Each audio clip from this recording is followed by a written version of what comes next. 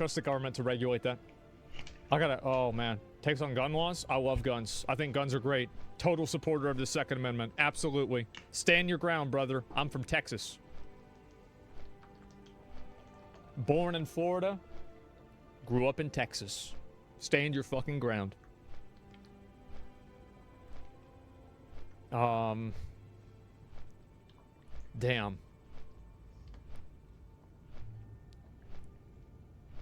Performance enhancing drugs?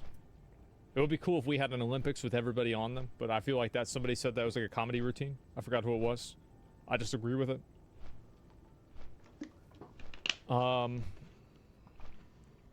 We already do? Yeah, true. I gotta think of one more. Anime, I think JoJo's Bizarre Adventure. I think the first part of JoJo's Bizarre Adventure was the best part. And I don't think anything else is even remotely close to that. The Phantom Blood arc is infinitely better. I haven't seen the whole thing. I stopped halfway through part 4, I think. It just got boring. Stardust Crusaders, it's got nothing on Jonathan Joestar. It doesn't. Like, I understand that, like, Stardust Crusaders is great, but it's got nothing on the original. That's just the way it is. Do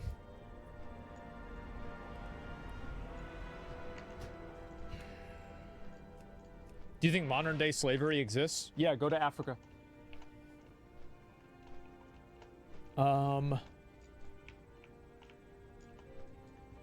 Okay. Man, I'm not thinking of any good ones. Dubai, they have the same pineapple on pizza. It's disgusting.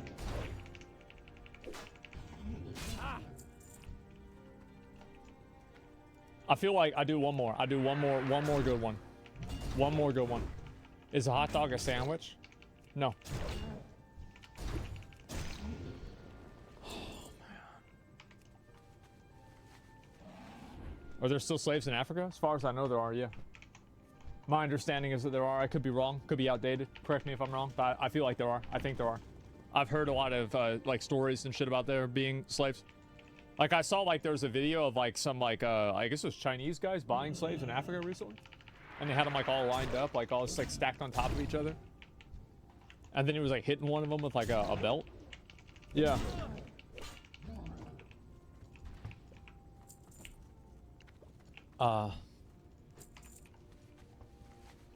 Let's see.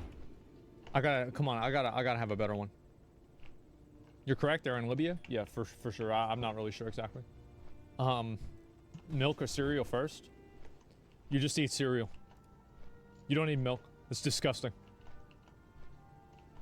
No. No cereal. Yeah, almond milk is like, no, I'm not about it. What should the legal age to vote be in America? 21. Should be 21. Yep. If not 25.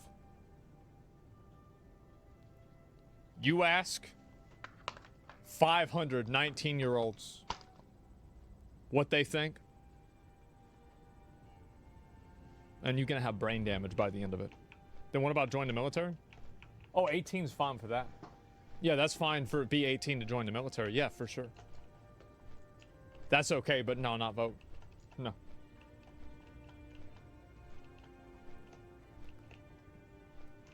The maximum age to vote? You should be able to vote however old you are as long as you're not dumb. Like, conceptually, I would want a test for voting. I just don't think that you can do it without, without it being biased. Like, but conceptually, like, for example, like, I think that if you can't graduate high school or, like, an equivalent of that, you have no business voting. Like, you find me 100 people that didn't graduate high school or an equivalent, and I bet I'll find you 99 fucking morons. If not 100. I don't ever want to have to listen to their fucking opinion about anything. You gotta stay alive in a while, right? Yeah, oh, I'll do a WoW. This will be the last one. Bad players should never get loot. Never give a bad player loot. Never give them anything. always shit on them and make sure that you keep them there and shit on them publicly. That way everybody else knows this is what happens whenever you lose. That's the way it is. Then nobody would get loot. No, you give the good players loot. And the bad players don't get loot. That's it. Gear cap on Dutch Road? Yeah. All right. Is that good? Do we have enough? Is that enough? Enough problems for today? Like, have I started enough drama yet? Is this good? You guys happy?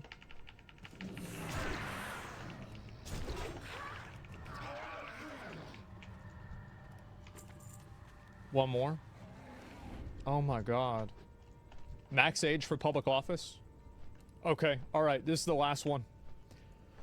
This is the last one. I don't think that there should be a maximum age for holding public office, and I think that it's just young people who are mad at old people for having money. I think it's stupid. The idea that everybody's age differs. Like, for example, some people get dementia at like 60, other people are 100, and they're completely fucking clear-minded. So the idea that you should have an age requirement for this is dumb. It's just young people that are mad because the politicians aren't doing what they want, and it's not based on any logic or rationality. It's only based off of feeling, and it can't be backed up by any sort of rational evaluation, because if you apply it to other situations, it immediately wouldn't make sense. Does buy it far work? Explain why it's not. Explain why I'm wrong. Chats have said not wrong. I'm not wrong.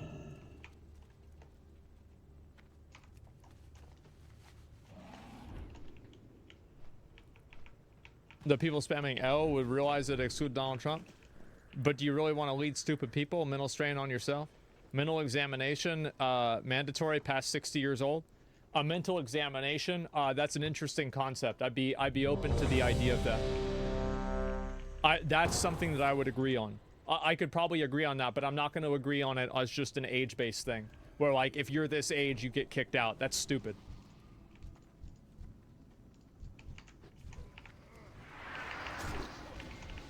Biden has some physical issues, not seemingly 100% though.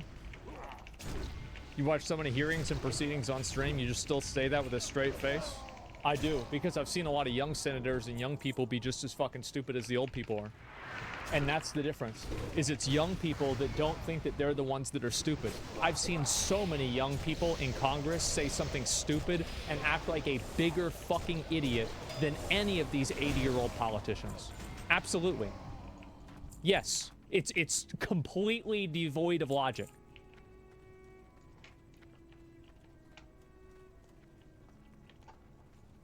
The too old argument are people that are scared of their party looking like idiots if they elect the person they elect dies in office. That's not, why would that be an idiot? Why is there a minimum age? Because you just aren't educated, you don't know enough about the world. Like, I don't want to have somebody stupid voting, that's why. It's that simple. Yeah, it's really just that simple. Because you're 15, you don't know shit.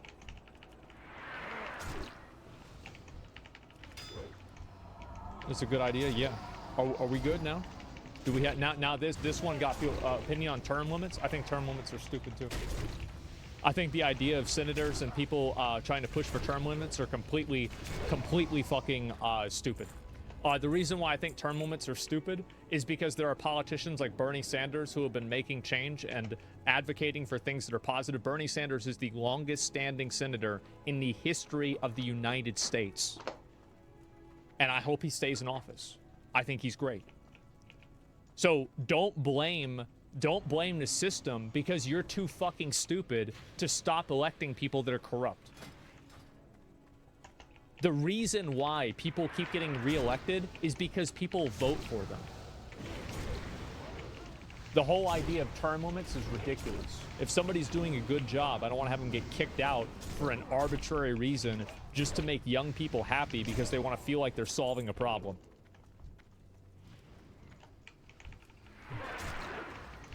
Dumb as hell.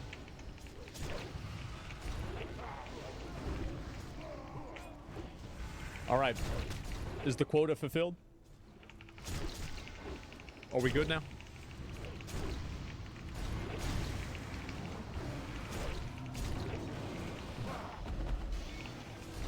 Good? All right. Here we go. Hopefully this will give me enough content for the next week.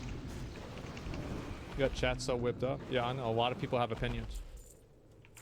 A lot of people have opinions.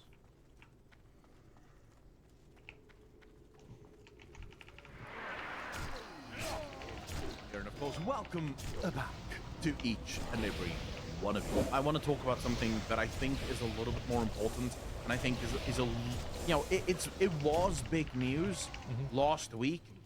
I had so many internet problems and just I decided to take a break. I was saying, okay, never mind. I'll wait for the internet to come back. I'm gonna take a well-deserved break. I don't know how well-deserved it was, but I still decided to take a break. So sue me. Amazing. So, anyways, I'm back now, and I do want to talk about Christy Golden. And so World of Warcraft, they're really shifting like who's making WoW. So like this other guy, Steve Denuser, like he was the like the main guy for like lore. Like he was at least the guy that they would have do interviews and shit talking about the game. Well, this guy quietly left the company. Who knows whether he got fired, he left, whether it was a leave or you're getting fired. I don't know what it was. But yeah, they got rid of him. And also Christine Golden, who was, you know, a writer for WoW for as long as I can remember, also got let go as well. Leaving Blizzard Entertainment. Now, I get it. I get it. A lot of people were very angry. A lot of people were very upset about Christy leaving, because for a lot of people, Christy was she wrote a lot of good the writer. I have a ton of her books. I love her writing stories. I don't like her style. I've said that before to you guys. I like her stories. I love reading her books because the story is really good. I get really frustrated reading the actual book, though, because to me, at least, and again, authors are incredibly subjective. It's not actually an indictment of an author, but for me personally, she just over-explains things way too much, and I want to get into the action. But that's just like me being an impatient little prick. So it doesn't actually, you know, as I said, it doesn't reflect badly on her.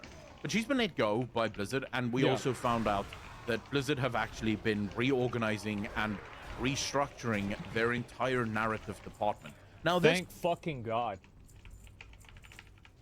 Everything after Legion was written by soy boys. Femboys. Like the kind of guys that'll wear cat ears, and not as a joke, but like for fun. Like, I'm so sick of this, like, pussy shit, bro. Like, it's... Like, sometimes I don't realize how bad it got until I go back and I watch an old cinematic. This is a project that actually started a while back already. So last year, Blizzard announced that World of Warcraft is getting its own dedicated narrative department. So before this, World of Warcraft did have its own dedicated writing team, but the narrative team, in other words, the short stories, the books, the cinematics, all of that, that was sort of more company-wide. And that team would make short stories and narratives and all the rest of it, and cinematics for every single one of the games in the Blizzard ecosystem. Blizzard made their own department within World of Warcraft alone, and I do think because like it got so bad that it was affecting the base game. Like, there was, like, a super viral post, like, even beyond WoW. Like, it had, like, 50,000 likes, 100,000 likes on Twitter. And it was about how lame one of the Dragonflight cinematics was. It's like, even normies think this shit is boring. At the time, I also said this. Blizzard is clearly trying to create a more enclosed ecosystem amongst all of their games. So rather than having one department serve everything, have every game have its own little department. The biggest problem, though, is that outside of World of Warcraft, games at Blizzard isn't doing all that well. Diablo 4 keeps failing. It is just not seemingly clawing its way back into the hearts of players. And now with I mean, Season 4 is great. I think Season 4 is a great season. The truth is that a lot of people have already made their decision that Diablo 4 is bad, and it's going to be really hard for them to retain players and bring those players back. Path of Exile coming up, Path of Exile 2 actually, I kind of think that that will be the final nail in the coffin of whatever Diablo 4 was. I can see Blizzard was desperately trying to get their game into a playable position before Path of Exile 2 launched, because Path of Exile 1 kind of killed Diablo 3. It completely did. Like, I remember, dude, the closed beta of PoE, whenever it came out, all anybody was talking about was how much Diablo 3 sucked. The entire general chat wasn't even talking about PoE, it was just about how bad Diablo 3 was. Clearly, they're out of time now. Path of Exile is pretty close to launching. I don't exactly know when the date is. I'm not going to Google it now, but you guys can let me know in the comment section down below. But anyway, so things have been pretty nightmarish at Blizzard in terms of the writing styles and in terms of just the overall balance and the way things operate. It clearly seems like a lot of games are struggling, World of Warcraft excluded from that, because World of Warcraft is the one game. Well, I wouldn't say certain games from Blizzard are struggling, because struggling would imply that they're alive. StarCraft is just dead. It's not struggling at all. It's dead. Heroes of the Storm, dead. Overwatch, they made a public press release basically saying it's dead. So yeah, they're not struggling at all. Seems to have gotten its shit together, right? The developers are so cool. They're talking to us so often. Everything they're doing just looks really awesome. All right, let's talk about the narrative. Let's talk about Christie Golden, and let's discuss if this is actually as bad as people make it out. So firstly, I'm gonna be honest. Like, if Blizzard said, listen, we've been having problems with the story, so we partnered with the California Zoo, and we're gonna bring in a team of trained monkeys that are gonna write the story from now on, I would say, hey, let's see what they got. You know, all right, that's fine. I'm ready for it. Like, I'm at the point where now, like, just do something that's not what you've been doing. Ape Gang, yeah, there it is. Quickly get one thing straight here. There's been a lot of people online that sort of celebrated that Christie has finally gone. To that, I would say I'm not sure what you're celebrating. I, for one, have not been... Neither are they. They don't know who... Like, the truth is that nobody really knows who's responsible for the problems in the story and the, just, like, in my opinion, criminal level of just lameness. There's a story, it's just lame. It's like, oh, bro, like, oh...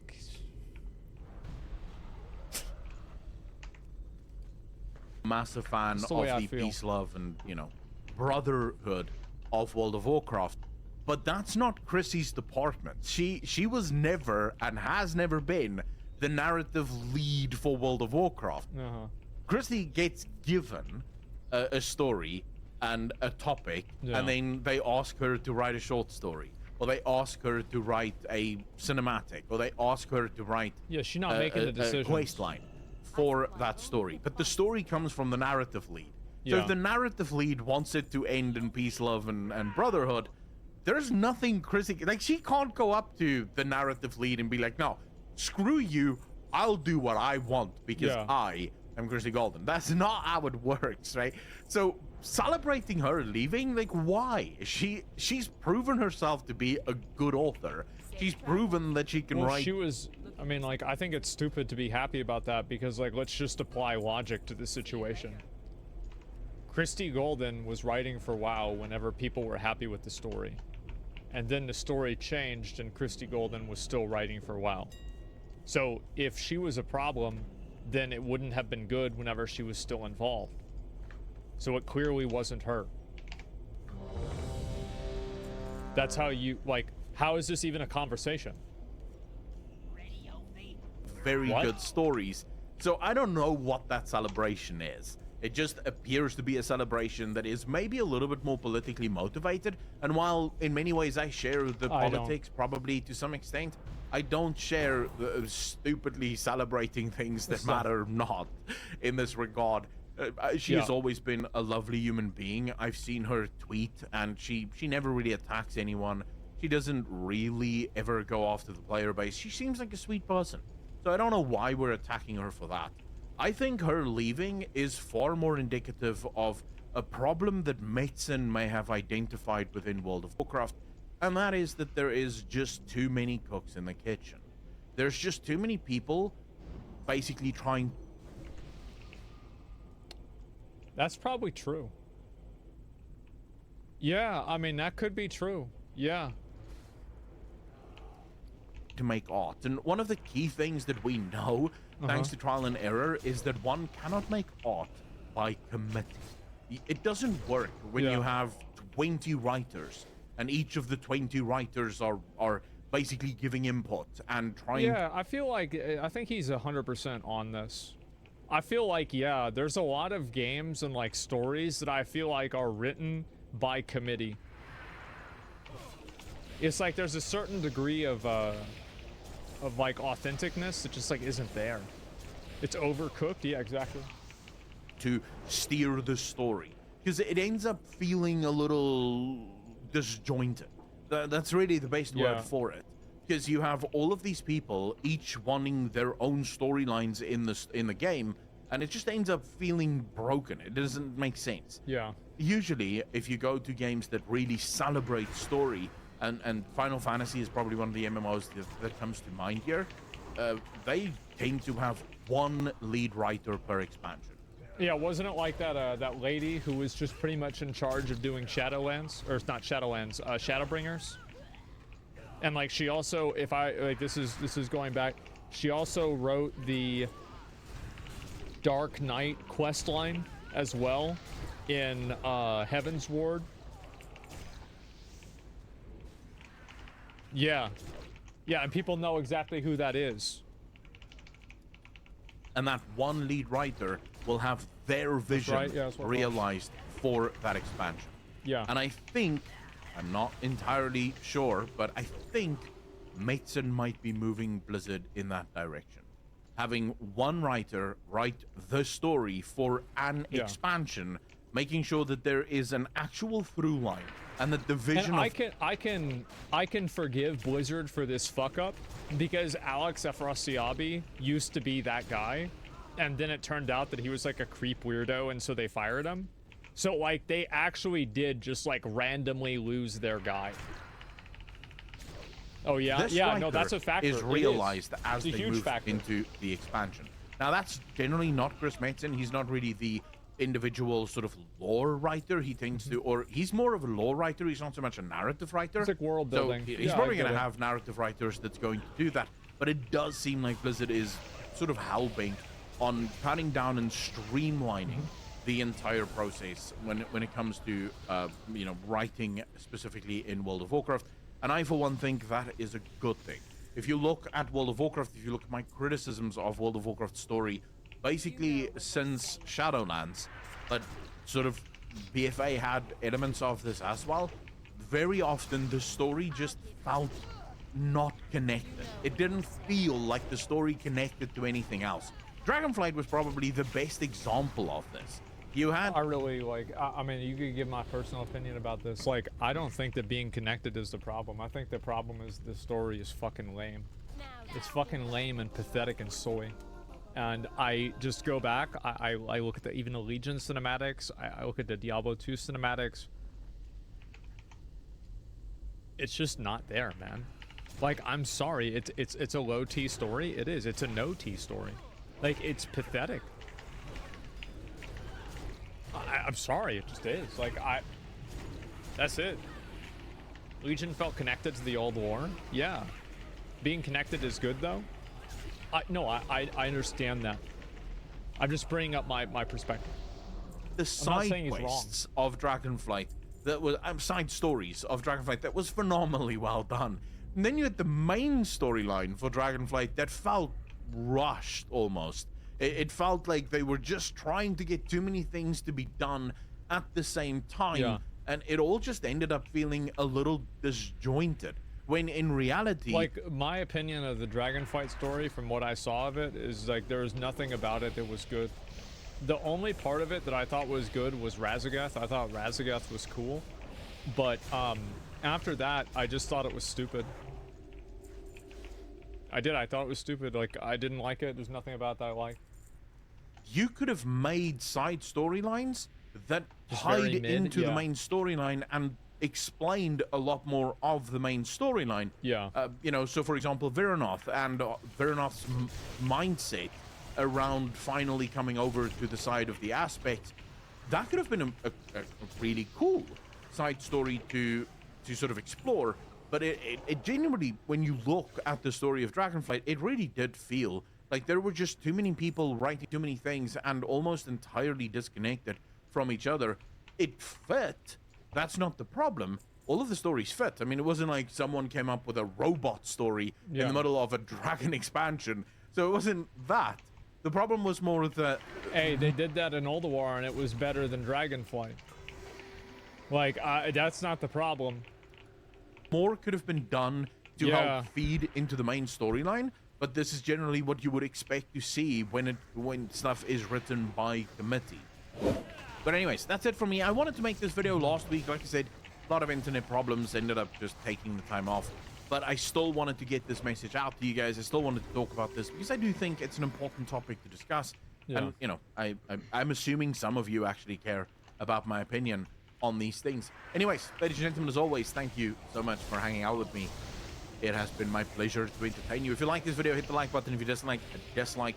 And then for $1 a month over on Patreon, you too can help keep this channel free from sponsorships that want to sell you stuff that you do not need. Right now, I have a Q&A video over on the Patreon for those of you that want to watch it. Anyways, peace. So I wanted to watch this video and just talk about this because I think that Blizzard is taking a pretty big risk by having Metzen do the story again and like kind of like redoing the whole thing. But I feel like with the WoW story, they have nothing left to lose. They do. They have nothing left to lose. Like, the story cannot possibly get dumber and like cringier than it is. So like, I mean, that's really what it is. Like, I can't see it getting worse. Like, I just want to see them change something. What's wrong with Metzen? I don't know. Like, I like, it's just that we haven't seen a change yet. So, like, obviously, it's great, you know, but, like, what's it going to be like? Let's find out. I want to see it, right? I'm the kind of guy, like, it's... Look, promises are amazing, but I want to see what actually happens. Is it realistic for Blizzard to realize their best shot at redemption is making WoW 2 and starting from scratch? It doesn't matter. Like, and this is the thing, is that why would it matter if they make WoW 2 if the people that are making WoW 2 are the ones that wrote Dragonflight? You see the problem there? You see the situation? It's like if you grow an apple tree and then you plant an apple expecting for it to be pears. It's not going to be pears. It's going to be another fucking apple. That's it. So you got Diablo 4, soft modern. I feel like that's really the best term that I can use for the WoW storyline, man. Logic go burr. Look at Sod. Sod is just, bro, like, Sod is, oh my god. Like, there's too much stuff in the game, but I feel like a lot of people... I think that, like, the story for WoW didn't matter until it got so dumb that it's like people, like, drew attention to how problematic it was. You know, I feel like that's kind of what happened, is like it got so bad that people actually started drawing attention to the lack of quality. Sod is just another retail WoW. I think Season of Discovery is great. I just think that they shouldn't have made some of the changes that they did make. I mean, that's really about it. I don't have a lot of bad stuff really to say about it. I just think that, like... Oh, by the way, I want to say that with Season of Discovery, this actually reminds me of something. Everything that I said about the Season of Discovery was right. And if you go back to my videos whenever I was talking about Season of Discovery, even at BlizzCon, everything that I got hate for saying, if you go back and you watch it, I was right about literally every single thing. Nobody wanted to listen, and there it is. So I just figured I'd bring that up just to remind you guys about the fact that I was right about it. Every person trashing Sod right now is probably level 50, maxed out, waiting for Phase 4, just being pissy. For sure, I hope so. I hope so. I thought it was a great game. But, like, I just wish... I think it could be a lot better. That's it. Let's go watch this. The rise of Blizzard Entertainment. Oh boy. Oh boy, oh boy. Here we go. My whole life, the most fun thing that I know to do is to make and play video games. I tried to recruit basically anybody. Same, but without the making part. At UCLA who was really good at comp sci into this harebrained idea that a bunch of kids were going to go start a computer company. I had $11,000 left over in my college fund, and I took that 11 to start Blizzard. Mike borrowed 11,000 from his grandma. Yeah, I remember this. And Blizzard started with $22,000, and we never took another penny. Alan Adam is quite... Isn't it crazy how what would happen is like if you just went... Like, everybody always asks for permission to succeed. Meanwhile, people that are successful go out and just do it. That's what it is. Still worth, and $22,000 to now, I mean, like, yeah, it was a lot of money. But it's still probably less than 200K. 22K wasn't like, I mean, come on. Let's be one of the world's most prolific game developers. Yeah. It's unimaginable to think that one person could have their fingerprints on so many iconic franchises like Warcraft, StarCraft, Diablo, yeah, he was the and last Overwatch. founder of Blizzard. I had an hour to spend with Alan just weeks after he stepped down from his role as Chief Design Officer at Blizzard Entertainment, the company he founded with Mike Morhaime and Frank Pierce nearly 30 years prior. Despite having an endless list of questions related to the games he's produced, I wanted to focus the conversation on the lessons he learned along the way, his philosophy behind making games, taking risks, and creating a legacy of beloved franchises. All right, we're going to see this. This is Win Conditions. Blizzard died with Activision? I don't think that's really what it was entirely. I don't think that was the whole thing. I want to start the conversation asking you about everything before your time at Silicon and Synapse and before Blizzard, and really growing up in the 60s and 70s and 80s, not to date you, but what was your childhood like in the environment that you grew up in? Yeah, so I grew up in Los Angeles, in Southern California, of course. My parents both are born in Cairo, Egypt. Damn. And so I'm first generation. Both my parents came to the United States to study for their PhDs. My parents moved the family from Los Angeles to Orange County, Irvine, which is where Blizzard is located still to this day, to start a preschool. And so it was the only town in all of Southern California that would give them a license to start a preschool, because they had no experience. And back then, Irvine was this little kind of Orange Grove town with zero. And then he started a preschool with World of Warcraft. Population. That's crazy how it just happens. The amount of luck that it's taken to get to this stage is pretty crazy. I'm incredibly thankful for all of it. How do you think your parents influenced you early in your career, and how they influenced some of your inspirations? So my father's an engineer. He's a principal engineer, civil engineer, specialized in earthquakes. And my mother's an entomologist, which is the study of insects. Yeah. I have two brothers. The three of us were a full-time job for her, and she realized she liked taking care of kids more than taking care of insects. And so it was really her idea to start the preschool, and my father designed it, and they built it. And so they supported me in this crazy idea that one day I was going to start a video game. Somebody goes in chat. This is good. I love this. So I want to pull this up because somebody's got a, what does he say? Guy had two parents with PhDs living in LA. The guy wasn't struggling. Then he got a ride to school and had cash left over. He was handed a privileged life. That's crazy to me that you would say that. Like, so are you going to trauma dump about how bad your life is while you're typing on a computer or probably a smartphone in what I would assume to be a first world country that you could afford on high-speed internet, about how the world is rigged against you and everything is not in your favor? Wow, bro, like, keep coping, man. Hey, this is, hey, if you complain about this more, maybe your life will be better. Hey, just keep it up, man. Hey, just complain about how somebody else had it. That's gonna make your life so much better. That's gonna help you out a lot. And they never discouraged me from it, which was pretty amazing. I don't think a lot of parents would have listened to their, 14, 15, 16-year-old kid talking about starting a video game company and taking it very seriously. Oh, so you had that premonition early on, 14, 15, and 16, you're like, Atari's great. I love playing games, and I want to start a games company one day. My favorite book was Willy Wonka and the Chocolate Factory. So I used to dream, when other kids were talking about being firemen and being astronauts, I wanted to be a candy maker, mostly so I just eat a lot of chocolate. And then... So that means that he would, because didn't the kids die? I mean, because, like, if you go back, like, if you could make Willy Wonka into, like, if you replace Willy Wonka with Jigsaw, I feel like you would only have to cut out half the scenes. Around 14, 15, I think I was a freshman in high school, I saw a friend had a TRS-80 and another had an Apple II, and I managed to talk my father into buying us a home computer so we could do our homework, which of course we... Homework. Yeah, homework, right? Uh-huh. I did the same thing. And so from that day forward, I was just fascinated by computers and programming and games, and I knew that's what I wanted to do. By just sort of good fortune, there were a group of us in high school and junior college, a little kind of gamers club, and we would get together and talk about games, and just between us and our audience, we might even swap games once in a while. And Brian Fargo was in that group.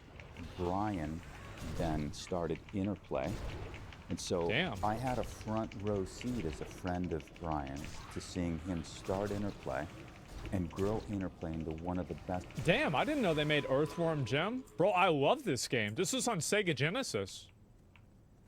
This is probably my favorite Sega Genesis game besides Sonic. Game development companies at the time in the country. They were making games like Bardsdale, I think, one game of the year, and Dragon Wars, and they had a few others that were just amazing, Castles and some other things. And I would play test on the weekends, and then by the time I was a junior in high school, I started writing code as a part-time job, sometimes after school, sometimes over the summer, for Interplay. So then I went to school at UCLA, computer science, and that's where I met Mike and Frank. There's some funny stories about how we all met, and a couple others we don't talk about as often, Pat and James. To be honest, I thought he was gonna say we don't talk about because like they got canceled or some shit. Like I was, that's what I thought he was about to say. He said we don't talk about this anymore because they're trying to be creeps. Also, Cata, from after UCLA, all that shit. They graduated later but joined us. There are even a few others. I tried to recruit Your brain is cooked, it is. anybody at UCLA who was really good at comp sci. There were maybe 10. I managed to talk 5 into joining us, into this harebrained idea that a bunch of kids were going to go start a computer company. We got to ride this beautiful wave, which none of us could have foreseen. Yeah, I'm gonna be honest, like, back in the day, how I met it's Mike actually crazy for me to think about how much of a gold standard Blizzard was. Like, Blizzard was like From Software in the 90s. I'm not even kidding you. Like, every game was fucking insane. And like early 2000s, it was nuts, man. Peripherally from classes we'd had together, but they were bigger. Really yeah, they were. Each other. I didn't know his name and vice versa. We were sitting in a lab coding and happened to be sitting side by side. And I got up to go get a cup of coffee. You know, ended up bumping into some friends and talking. Well, before I left, I locked my computer using my password. And when I came back, I sat down and I unlocked the computer and continued working. Okay. And Mike, you know, this guy sitting next to me I didn't really know, turned to me and he said, "How did you do that?" And I said, "What? You just lock it when you leave, you unlock it when you come back." Windows L. He says, "No, while you were gone, it timed out and I locked it using my password. How did you unlock it?" And I said, "What's your password?" And it turned out, by some crazy coincidence, we both were using the same password. Was it password? And so, like, to think that Mike and I, if that moment doesn't happen, maybe Mike and I never really meet each other. You know, maybe 1, 2, 3, 4. Blizzard never exists. It's kind of crazy. So you get a chance to meet some of what turned out to be early founders. Yeah. Did you have to pull them into making a company together, or was that all a natural, like, yeah, this feels like the right thing to do? You know, the business plan was pretty simple. It was, hey, we'll go make some video games. It'll be super fun. And if it doesn't work, we'll all be 22 and we'll go get regular jobs. That was the entirety of the business plan. We would just run ads in the local paper, and you know, college kids would come in, or high school kids would come in with, you know, sketches they'd written on the back of their homework. And it was so simple back then compared to how technical things are today. We would give them a pencil and a sheet of paper and say, like, draw a cool landscape with, you know, a human figure and a monster on it, and then leave the room and come back a couple. You know what's really funny about this is what Power World did. Didn't they have like one of the main guys that did their art was like some middle school or high school kid? Yeah. Hours later, and if the art looked good, it's like you were hired. When we hired you, Yeah, the a first thing you 7-Eleven did on worker. your first day was go to Home Depot and buy a $40 office desk and build it yourself. It was relatively easy to get started, and the fact that we were working as a port house meant we didn't need the capital raise. So again, by today's standards, getting started is pretty tough. I had $11,000 left over in my college fund, and my parents said, you know, buy a car, go to Europe, do whatever you want to do with it. And I took that 11 to start Blizzard. Mike borrowed 11,000 from his grandma, and Blizzard started with $22,000, and we never took another penny. Damn. It feels like throughout everything you've said so far. I feel like, yeah, 11K 30 years ago. Yeah, no, it was more money than that. It's been Millfinger AAA in gaming. Yeah. I mean, I feel like also now, like, one of the big differences is that I bet you can probably do a lot more work remotely, whereas, like, you don't need everybody to be under the same roof. I'm sure that probably makes things easier or better in a lot of cases. But, yeah, I still think doing stuff like this is still possible. There's been kind of a spirit to figure out a business using maybe some of your education, some of your network, some of your passion, but it feels like you were the person instigating a few of these key decisions. Like, what was that fire in your belly that you would say kept on driving you more than just like, hey, we play games, we're having fun? Somebody goes, for sure not privileged, 11K 30 years ago. Keep this in mind. There's a lot of people that say stuff like that. Is that there's a person who's worse off than you that is where you want to be. Just keep that in mind, man. Keep coming up with excuses for why you're a loser. If you come up with 10 of them, it'll make you not a loser anymore. Yeah, you won't be a loser if you come up with 10 excuses in a row that make sense, that get upvotes.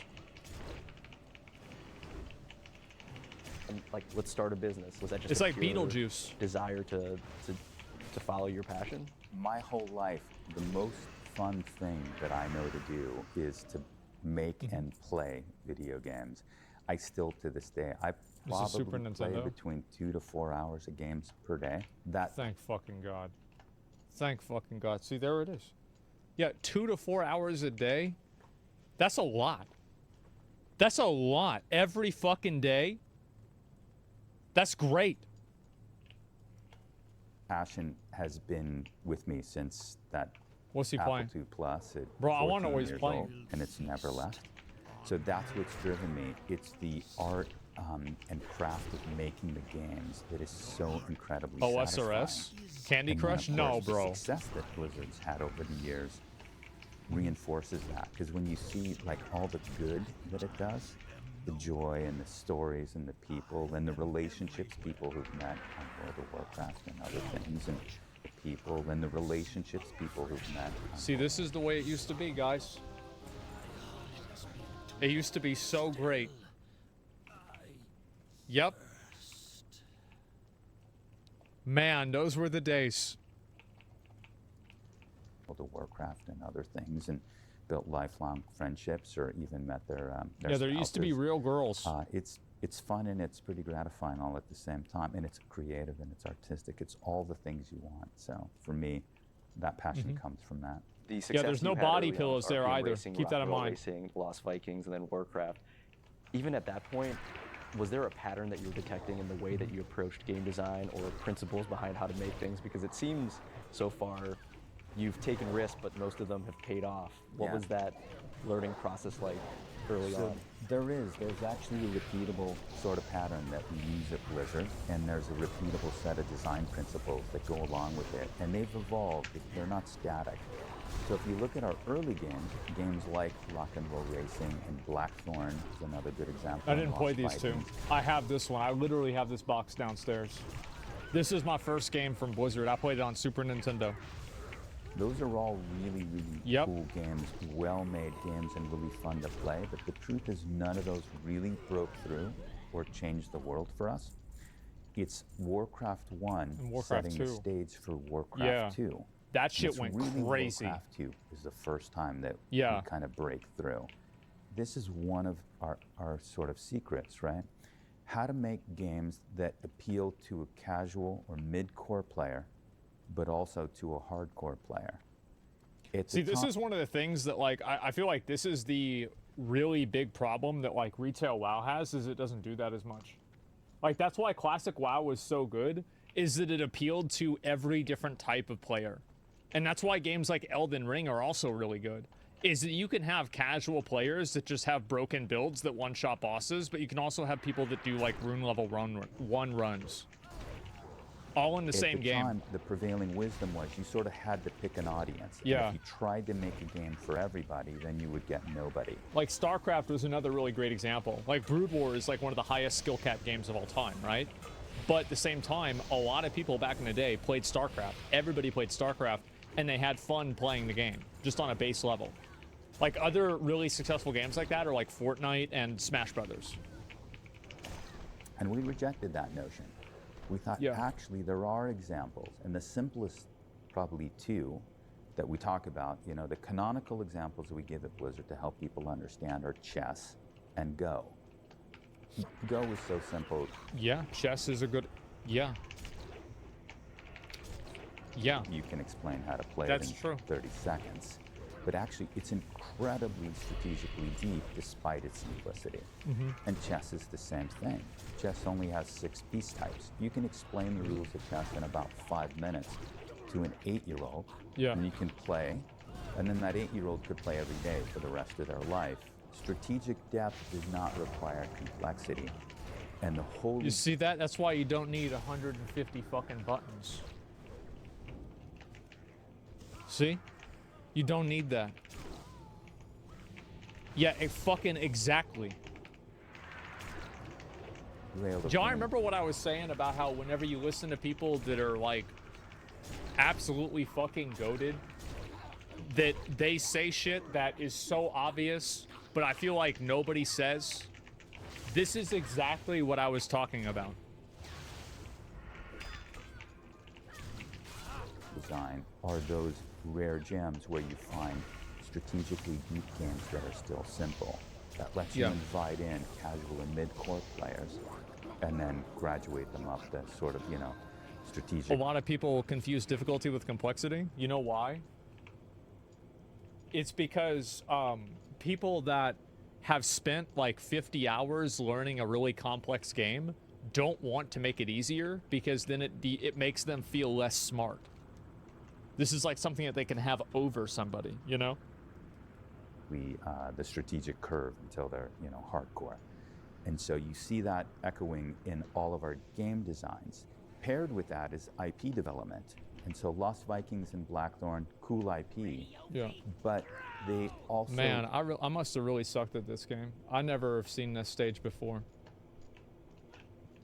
I never remember seeing this stage, bro. Damn, I must have been fucking garbage. Yeah. But they also weren't was like- necessarily as I was well like known 6. as token high fantasy or Yeah. what I'll call high science fiction. And like so Dune? what we kind of figured out with Warcraft is if we tap into this pop culture, sometimes we call it a common folklore. You see it in Warcraft and you see it in StarCraft. Yeah, I mean, WoW really got lucky, and Warcraft got really lucky that Lord of the Rings popped off, because, like, bro, if you were in a guild in 2006, on raid night, there was at least one person online that had a name that was derivative of Lord of the Rings. science Yeah. fiction with space marines and bugs, and Yep. you know, you can look at those as common tropes. Most people don't know that the Protoss are actually partially derived from the Roswell aliens. Ooh. And so now we put our spin on them, but you know, the big-eyed telepaths, you know, with no mouth, right? See, that's You the same picture I show you guys all the time about would how go into a store how and good it you would used to see be, a how Death box Knights sitting used to on be a really shelf cool. in a sea of hundreds of other boxes. So you Yeah, really this was at, and this is what's crazy is like you see this thing, it says game complete. We don't see this anymore. Like this is something real old, but this is the way it used to be, man. You used to see this all the time. You would buy the game, it would be complete. I still have my CD, just yeah, had I a do few too. seconds to sort of catch their attention, and by picking Yeah, you buy it something that once, they kind and of then you already own the knew, game. an orc or an elf or, you know, a dragon or a space marine, you had a better chance that it would resonate as opposed to picking. What he's saying is like actually totally fucking accurate. Is what he's saying is that they capitalized on existing tropes in the market rather than trying to reinvent the wheel because they knew that people like this kind of stuff. So they used that as a foundation to build their own world. See you later. Again, Open for almost business. every type of successful media does this. Step on up. something, you know, cool but random. Yeah. Going back to kind of the Warcraft 2 90s leading up to early 2000s, are these your ideas then to like, let's put in a cinematic, let's find the right artist to put on the box art, remember this. let's, you know, make this thing bigger Yeah. and, you know, fill in the blanks for our audiences to really feel like they're part of this? Was that like a combination of yourself or finding artists or putting all these components together? Like, Damn, how he did was you the guy. actually have the wherewithal to put the recipe together? Well, in the early days, you know, I'm credited as executive producer on Warcraft, StarCraft, Diablo, and all the early Blizzard titles. Back then, executive production was a little like we would think of a film director today. A combination of organizing, of, you know, guiding talent, of strategic direction, of actual game design, a little bit You of... know, I bet that probably would be better because I don't know, but like I bet now it's probably so many people that there's a lot of distortion. Because if it's one guy that's in charge of all that, yeah, he's him, right? He's the guy. Yeah, there's one cook. everything, right? And then by the time we get to World of Warcraft, roles start to stratify. The teams are larger, and so I think my credit on World of Warcraft is lead designer. That's at a time where the term game director didn't exist. Today we would call that game director. The truth of the matter is, as a director of a movie, you're surrounded by, you know, the best films are made by teams of great people. And I was incredibly fortunate to have on my team, you know, people like Metzen and Samwise and dozens of others, Mike and Frank and dozens of others, too many to name. And so no one person can take credit for all the things that we did. It was just this beautiful harmony of a bunch of, you know, 20-somethings and later 30-somethings that just really loved making games. And everybody brought their own magic, whether it was tech or... Wait, they actually did bring their own. Holy fuck. God damn. Yeah, holy shit, man. I never seen this before. art or creative direction, it's hard Yeah, to they're real imagine nerds. us being as successful doing the things that we did without all those people. Yeah, they couldn't afford chairs.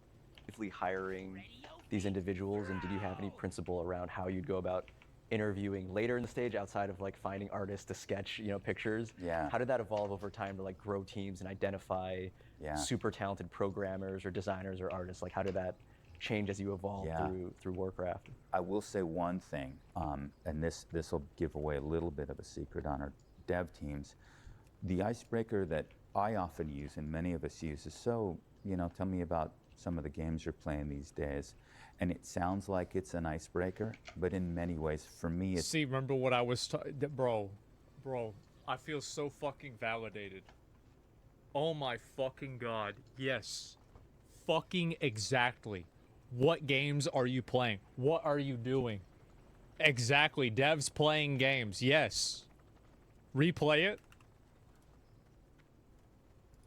that I often use and many of us use is, so, tell me about some of the games you're playing these days. And it sounds like it's an icebreaker. Man. But in many ways, for me, it's the most important question It in the sure entire is. interview. And so I always You thought know, part bro, of, he's thinking the Blizzard's same thing. secret to, its early secret was that we hired gamers. We instinctively understood, and it sounds kind of silly, but if you want to make a game company, hiring gamers is probably a good idea. It's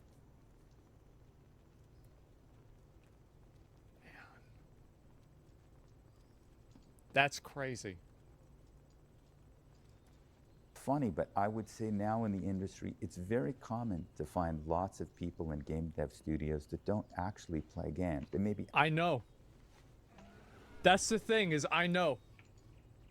See, thank you. See, I say this, people are like, no, that's not true. He said, see, I fucking knew it.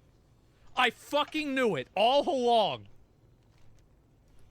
excellent engineers or excellent, in whatever their craft is, but don't play games, you risk losing a little bit of the magic if you do that. Yep. And the number of, thousands of cool little accidental inspired ideas that come out of those conversations, those accidental conversations, they go away if you're not all, hardcore gamers. That's And so right. that's, one of the secrets to our interview process is, as simple as it sounds, looking for people who really passionately love games. Wow, how crazy is that? What the fuck? The 30 of us here and 29 of us or so are in R&D. We're all fanatic game players, even our office manager, Christina. The reason we hired her, and she doesn't do any R&D, but the reason we hired her is because she owns her own Super Nintendo. Not her brothers, or her boyfriends. It's hers, and she plays the games. In the span of your time from There it is. 1991 leading up to 2004, leading up to World of Warcraft, Yep. it didn't seem like True Blizzard gamer, missed yep. Yeah. every IP from Warcraft to Warcraft 2, Yeah. and then Diablo and StarCraft. Like, Yeah. are there untold stories around actual risky projects where you're like, man, this thing could actually break the bank if this doesn't Yeah. go well, and we bet the house on Yeah. maybe one of these IPs or one of these developments that like maybe we shouldn't have or could have sent things the other way? I bet that was probably WoW, Behind the right? curtain. I have this presentation I give sometimes on how Blizzard incubates new projects, and there's a slide. It shows a picture of the Blizzard campus, with overlaid like a curtain, this beautiful curtain. And then the next slide is the curtain pulled back, and there's this clown, like a horror clown with a knife, and there's blood everywhere. And it's like behind the curtain, it's actually a horror show. And so we don't usually let people know that until they've joined, but the creative process is a chaotic mess. People generally know some of our clown more fiesta? high-profile Yeah. sort of canceled projects, but in the early days, we were probably about 50-50.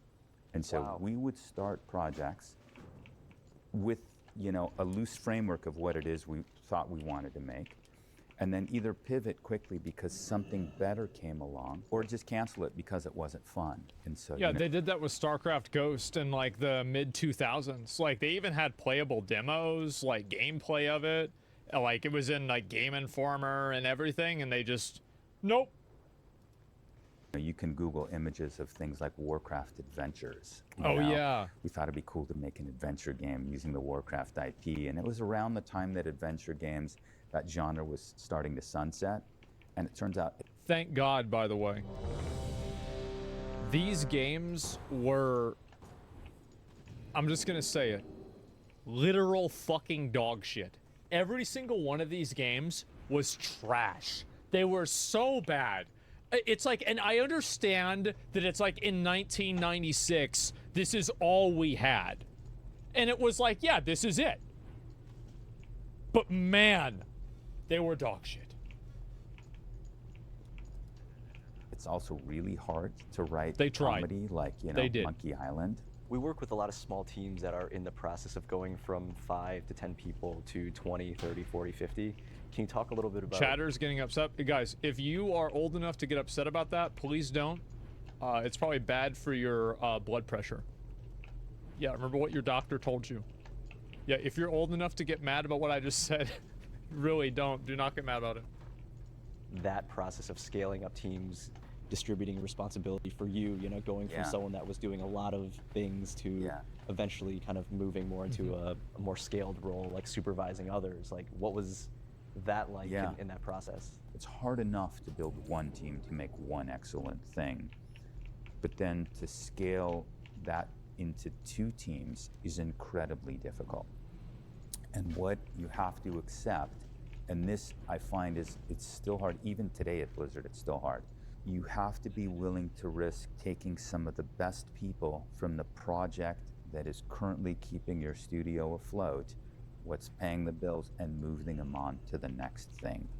That's what they did with Jeff Kaplan. Yeah, he was the game director of WoW, and they put him on Overwatch. That's true. Yep. And that's really, really scary. And so when your directors, whether it's your art director, tech director, game director, to take them off your most successful project instead of working on the live game or on the next sequel and putting them on something new is incredibly risky. That's probably another thing that makes live service games sometimes kind of bad, is that they could make it to where people are locked into like kind of supporting one game and not making something that's more innovative. I feel like that's a good factor. I never really thought about that, but definitely true. It's risky in the short run, but if you think about it, if you just do the same thing over and over again, that's actually riskier in the long run. Yeah. Oh my God. Yep. And so the beauty of that system is it gives those... There's going to be 8 new dungeons, like a new raid, and 4 new zones. And it's then a chance to step into the director role, which is really good for them. It gives your highest initiative, most experienced, and most creative developers a chance to keep doing new things. And so that can make for a really healthy system. And then once you have 2, it's easier to get to 4, etc. So Blizzard today has a whole lot of teams spread across a bunch of different IPs, led by a bunch of amazing people. And part of why we've stood the test of time and why we're here 3 decades later, still ourselves making great games, it's having the sort of courage to take your best and brightest and let them go off and do the new thing. So when you're at the pinnacle... I think that's true with streaming too, actually. Like, I think that a lot of really successful streamers are successful because they take big risks and they pay off. I think also there's a huge survivorship bias with that, is because you're not really talking about or thinking about a lot of the people that took big risks and then they failed. But I do think that the majority of cases, yeah, that is definitely what happens. Goal of developing these games, these IPs, how did you continuously find inspiration, or did you have mentors at the time outside of Blizzard? Where did you go to if you needed to refill your energy as far as like innovation or creative spark? Would you go within games? Would you go to movies? Would you go to other businesses? Like, where were you drawing your creativity and your inspiration? Everywhere you look, you know, whether it's a book that you're reading or a movie or a TV show, but even other places like I'll see song names and think, oh, what a creative title, you know, or restaurant names and think, wow, that's a really cool name for a restaurant. And if you're creative, you know, those inspirations come from unexpected places sometimes, right? One of the inspirations for World of Warcraft was actually Animal Crossing. Really? Yeah, and so... We're seeing a lot of that in like Dragonflight. You know, it took like almost 20 years to fully come to light, but yeah, now we really getting into it, right? That's the vibe. Animal Crossing, both in terms of how like alive the world felt, and we wanted to capture that in World of Warcraft. I played the first Animal Crossing. Felt like a world. That's the only one I ever played, but also though. the real-time clock. And so Animal Crossing, the time in the game is the time on your system, and so it's real time. If it's dark outside, it's dark, and things close in-game. And if somebody had proposed that idea without having played Animal Crossing, it would just sound insane. I was playing a bunch of Animal Crossing. While See, this is like another example of like games that are like, because you know they changed this over time, and I think it was a mistake to change this to like change it to where like the game didn't have like a full like night and day mode. And I feel like again, it's one of those instances where people that play games understand the value that brings if they are insightful enough to be able to figure it out. And it's like about, I think that a lot of games that are really good have annoyances that feel like they make the game better and they make it more complete. And I think a lot of bad games have annoyances that are just put there arbitrarily. And I think that's, again, like, you know, it's about people that actually play games and understand it. we were working. That was early all Generations? stage on Yeah, World exactly. of Warcraft. WoW And was like when that? I It used to be, yeah. pitched that idea to the team, to a person, the team said, Alan, that's the stupidest idea ever. There it is. And I said, just trust me. Yeah. And I had to we were probably about 40 people on the team at the time. I 1v40 the whole team on real time and said, hey, look, I went to our server engineer, his name was Joe, and Joe Rumsey, he was amazing. I said, Joe, just put in the clock in a way that we can scale it. And if I'm wrong on this, we'll just make it a regular plot. He did it, and then, you know, kind of one by one, people would come into my office over the next few days because we were playing, you know, we were playing in our free time, our own game. And what was that? he did it, and then, you know, kind of one by one, people would come into my office over the next few days because we were playing, you know, we were playing in our free time, our own game.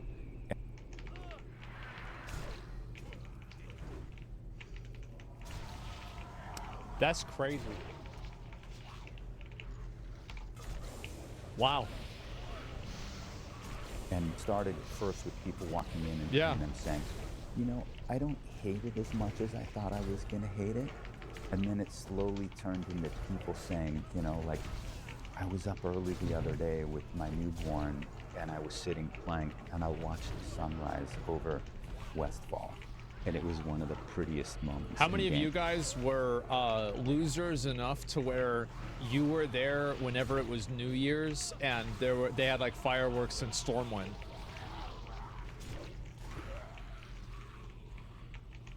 That's a lot of people, huh?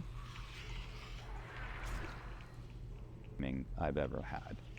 Inspiration comes from playing games and the rest of the world, but also I always encourage our designers, you know, and all of our developers to play on different platforms because you'll find inspiration and learn lessons. I wish Rod had fucking done that on Diablo 4. He would have seen how fucking annoying it was to summon corpses in Necromancer. See? This fucking exactly.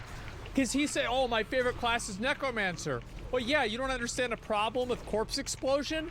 Yeah, because you're playing on a fucking console where it auto-aims it. Shit's annoying. It was annoying as hell, man.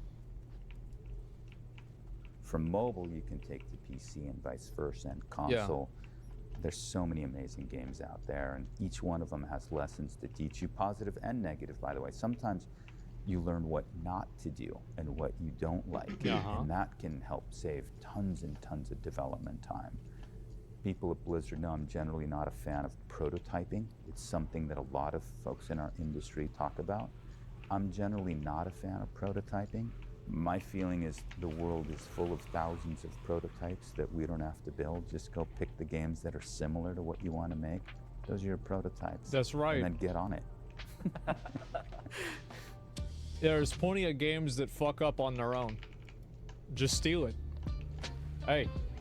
Well, I have to ask then, 13 years in, you're coming up with some early mechanisms of what would turn into an MMO, which is World of Warcraft, and then you leave Blizzard. Yeah, what happened there? If you're willing to say more, like what was that transition like? And yeah, throughout your 10 years before returning, what were you doing? Yeah. Twiddling your thumbs and watching South Park episodes pontificate on World of Warcraft?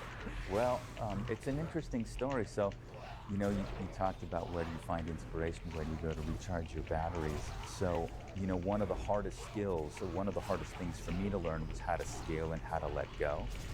the truth of the matter is I never really quite let go. And so game directing World of Warcraft while Mike and I were running Blizzard, those are two full-time jobs. And so I'd basically been working for 13 years, 7 days a week, and I would go to bed sleeping and thinking about the problems we were working on, design and otherwise. I found myself in my kind of early 30s, mid 30s, unmarried. I dated a lot, but I hadn't quite yet met my soulmate, my significant other. And I'd met a girl, and I was pretty sure she was the one. And so we're married today. And so it all worked out. And I had it in my head that I needed to take a break and I needed to lock in this relationship.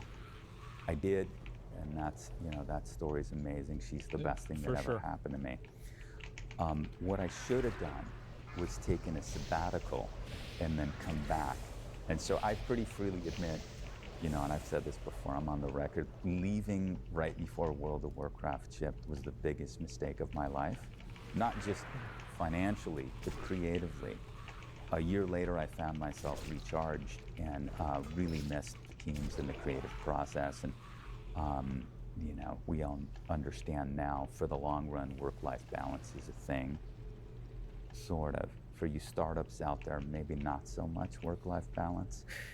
Once you're stable, you've got a bunch of trusted developers that you're working with. Theoretically, you can build an organization that can do lots of great things without you having to work 7 days a week. But that's the best thing to do, man, is you have to start something. Like, I remember there was never a happier day in my guild than whenever I found somebody to do all the work for me. I remember, so the guild master quit, and I had the best job ever in the guild. I was an officer, and I got all the loot first, and I didn't do anything. And then he quit, and then he made me the guild master. And so now I have to, and he was raid leading too, so now I have to be the guild master and the raid leader out of fucking nowhere. And I remember how stressful that was, and I remember how good it was whenever finally I had somebody take over and I could just not show up. I could just fall asleep. I didn't even care. It was not a big deal at all. Like, I was so happy. It was the best day of my fucking life. What I did during the time away is I started a quantitative hedge fund, which is kind of nuts. People go like, how did you go from games to a hedge fund? It turns out they're actually really similar in many ways. In my early career, I had written AIs for things like, racing and rock and roll racing, or chess algorithms for battle chess, one of the games I had worked with Interplay on in college. AI, and yeah, so I had always wondered if you could apply comp sci and AI to trading the stock market. And so I left Blizzard with the idea that I was gonna build a SQL warehouse, archive a bunch of historical financial data. I had already spent a decade reading all about Warren Buffett and Ben Graham and Peter Lynch. When we sold Blizzard in 1994, I necessarily had to learn how to invest. So as an engineer, you look at other people in a space, kind of look at best in class. You just copy what they do. Try to replicate, what they're doing, and then maybe extend on it, right? And so I feel like that works with a lot of stuff. Like, that's what I did with streaming. Like, whenever I started streaming, I was like, okay, well, what's Kripparrian doing? What's Reckful doing? Okay, I'll just do that. What's Athene doing? Okay, yeah, for sure, that makes sense. Yeah, I'll just do that. It's easy. Yeah. It was real. That's a good place to start. Work, and I started this hedge fund then, which was another big fun game. And we did really well for a while. I didn't close the fund fast enough. 2016, it already starts this sort of apocalypse of value fund investors. I think 2016, 4,000 or 5,000 value-oriented hedge funds shut down. And it's actually continued to this day. It hasn't stopped yet. You're a fascinating person. Game design, quantitative hedge fund. It's all a big game. And then back to game design. And then back to game design. So how did I go back? Tell me. Yeah. So Mike Morheim was one of the investors in the fund. And so when I sent the letter out, Mike and I talked, and for me, I'd always dreamed of returning to Blizzard, but I had you know, committed and raised capital from friends and family. So I was on that other path, which was really fun too, actually. But Mike and I talked, and I think Mike said something like, you know, we could use your superpower to help us start new things. That was the strength that I brought to Blizzard, you know. And the funnest thing I know is building new teams, building new IPs, and making new games. And so often I would do that. That's sad, because like whenever this guy left Blizzard and then that survival game probably didn't happen, I wonder if that was related. You know, like, that's sad. And then, like with World of Warcraft and other titles since, I would get them either into production or over the finish line, and then step over to do the new thing, like we talked about with internal mobility. And somebody else would then do either the sequel, run the live ops, do the expansion sets. Yeah. And it was a beautiful system that allowed me to move from game to game to game, and allowed lots of great developers at Blizzard to step into those titles, learn how to run them at scale, how to make amazing sequels or expansion sets, and then that position them one day to start their own thing. So it was perfect. It's almost like a founder in So residence. he hands it off and allows somebody else to ruin it. I mean, I'm kind of the same way. Like, I will start projects and get shit running and get it going. my God. Like, oh yeah, this is a good idea. Okay, this is what I think you should do. It's running. Everything's good. Okay, now I can finally fucking leave. So Yeah. you could come in, you could get Okay, things off drop the the- ground, yeah. you could coach teams up, and then you could go on and launch another kind of initiative or project within the company. That's exactly right. And so Mike said, come back and do more of that. And I came back to Blizzard excited. I was very happy to be back.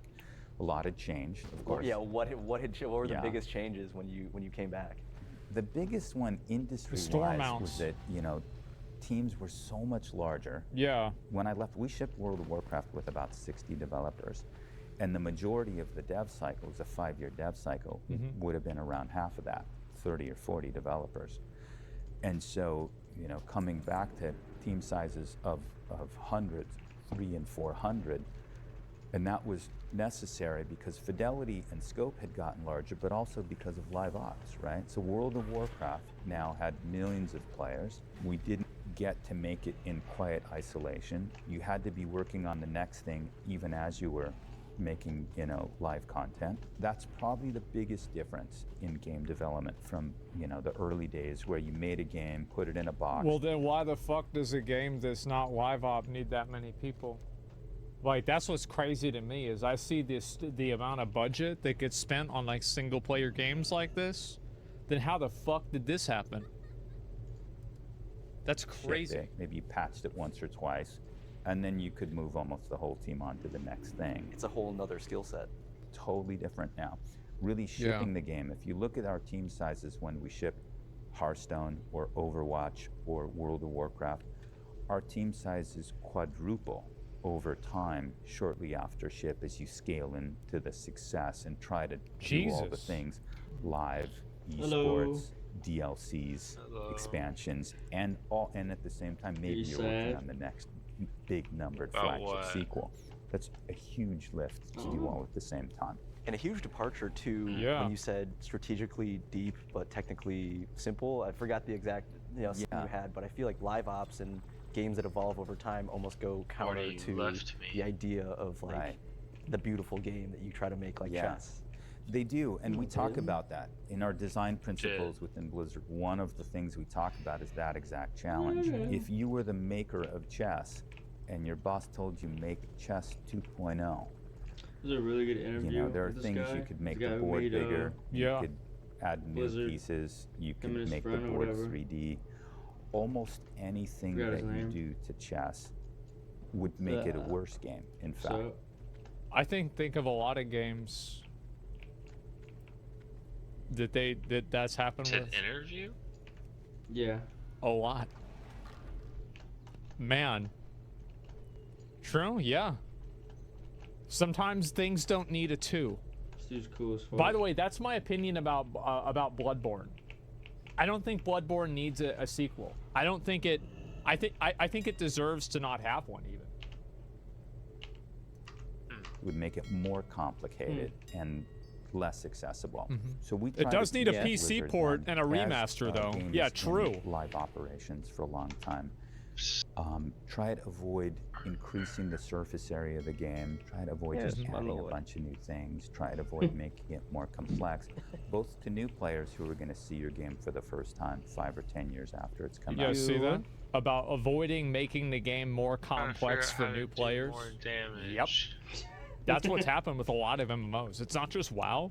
Like BDO is like this. Like every MMO is almost like this. It's You can just make it so hard. over-designed now.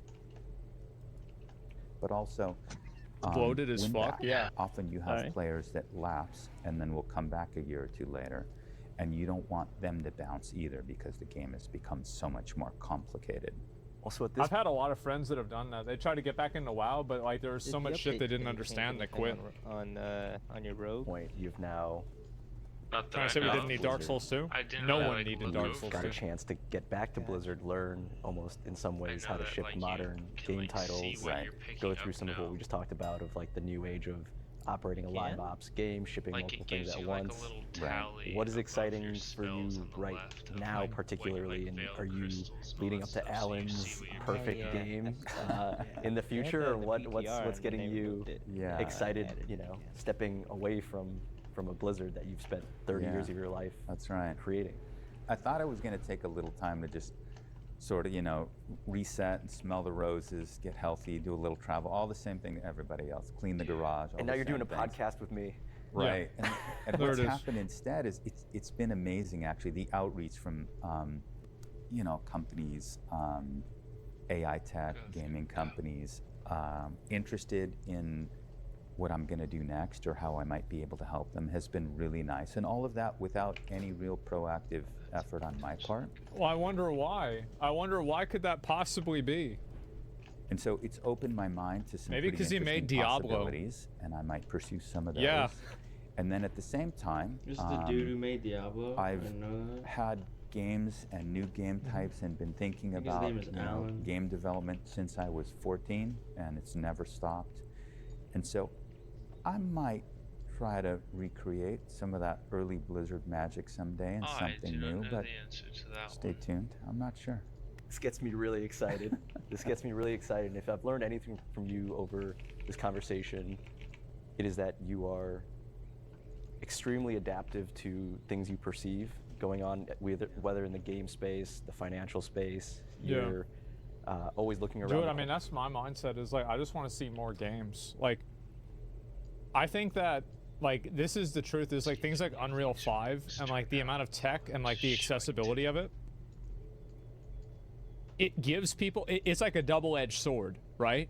Where it gives people who could never make a game the ability to make a game, but it also gives people the ability to make a game who should never make a game. So it's a little bit of both, but I feel like it's better now that anybody can make a game, and it's an overall positive. Same thing happened with making music? Yeah. corner for what is truly at its core fun and exciting. And I don't think that really has left you at any point. It's just really the Yeah. thing that will instigate, an idea or the next creative vision that Yeah. almost feels like you're on the precipice of finding.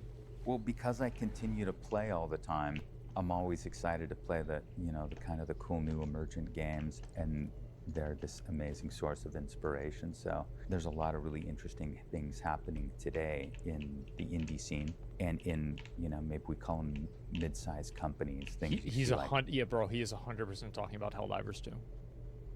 100% with Helldivers or Oh. Pal World, things like that. Okay. Not what we would think of Okay. as traditional AAA games, but still really, Yeah, I was really right. interesting and really cool. Yeah. And so it's pretty fun to think about what that might look like, Do you have any advice for a gaming company guess it, yeah. founder, designer, someone who can channel your It's good that he's talking like about Pal World being successful too, because I feel like Pal World, like a lot of people didn't want to talk about it being successful because of the fact that like it had like a lot of like, oh, well, this is like weird stuff. Like, oh, well, you can't just cook the animals and make them work for you. Like, yeah, you can. Like, watch, it's just this easy. You hit them with a stick, and like that's it. Yeah, Nintendo or something like that, right? And so like I'm glad to see that. early stage energy or any principled thinking that you wish you had this guidance when you're starting off building, you know, the very first Silicon and Synapse or Blizzard? Know your audience.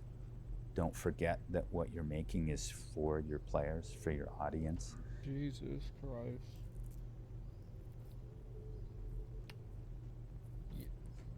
Oh my God. Yep.